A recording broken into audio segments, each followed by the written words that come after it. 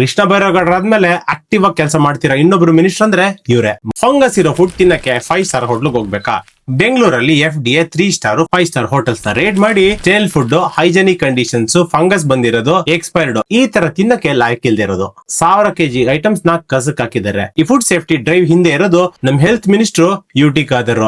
ಮನೇಲಿ ತಿನ್ನೋದ್ ಯೋಗ, ಹೊರಗಡೆ ತಿಂದ್ರೆ ರೋಗ. ಇದ್ ನಮ್ಗೆಲ್ಲ ಗೊತ್ತಿರೋದೆ. ಥಿಂಕ್ ಮಾಡೋ ಕಡೆ ಜಂಕ್ ಇರಬಾರ್ದು, ಕಾಯಿಲೆ ಓಡ್ಸೋ ಕಡೆ ಕಾಯಿಲೆ ಬರ್ಸ್ಬಾರ್ದು. ಹಾಸ್ಪಿಟಲ್ ಮತ್ತೆ ಸ್ಕೂಲ್ ಅಲ್ಲಿ ಜಂಕ್ ಫುಡ್ ನ ಬ್ಯಾನ್ ಮಾಡಿದ್ದಾರೆ. ಒಬ್ಬ ಒಳ್ಳೆ ಹೆಲ್ತ್ ಮಿನಿಸ್ಟರ್ ಹಾಸ್ಪಿಟಲ್ ನಷ್ಟೇ ಚೆನ್ನಾಗಿಟ್ರೆ ಸಾಕಾಗಲ್ಲ, ಕಾಯಿಲೆ ಬರ್ದೇ ಇರಂಗು ತಡಿಬೇಕು. ಅದರಿಂದ ಈ ಡಿಸಿಷನ್ಸ್ ತುಂಬಾ ಇಂಪಾರ್ಟೆಂಟ್ ಆಗುತ್ತೆ. ಮದ್ವೆಗ್ ಮುಂಚೆ ಲೈಫ್, ಮದ್ವೆ ಆದ್ಮೇಲೆ ವೈಫ್. ನಮ್ಗೋಸ್ಕರ ಹೆಲ್ತಿ ಫುಡ್ ಮಾಡ್ಕೊಡೋ ಅಮ್ಮ ಮತ್ತು ಹೆಂಡತಿಗೆ ಒಂದ್ ಥ್ಯಾಂಕ್ ಯು ಹೇಳಿ. ಪರ್ಫಾರ್ಮೆನ್ಸ್ ನೋಡಿ ಮಿನಿಸ್ಟರ್ ಮಾಡಿದ್ರೆ ಎಫಿಷಿಯಂಟ್, ಹೈಕಮಾಂಡ್ ಮಾತ್ ಕೇಳಿ ಮಾಡಿದ್ರೆ ಡಿಫಿಷಿಯಂಟ್. ಪೋರ್ಟ್ಫೋಲಿಯೋನ ಜಾತಿ ಮೇಲೂ ಅಲ್ಲ, ಹೈಕಮಾಂಡ್ ಮೇಲಿನ ಪ್ರೀತಿಗೂ ಅಲ್ಲ, ಸಿದ್ದರಾಮಯ್ಯನ್ ಬೀದಿ ಮೇಲೂ ಅಲ್ಲ, ಅವ್ರ ಎಫಿಷಿಯನ್ಸಿ ಮೇಲೆ ಅವ್ರಿಗೆ ಕೆಲಸ ಕೊಡಿ.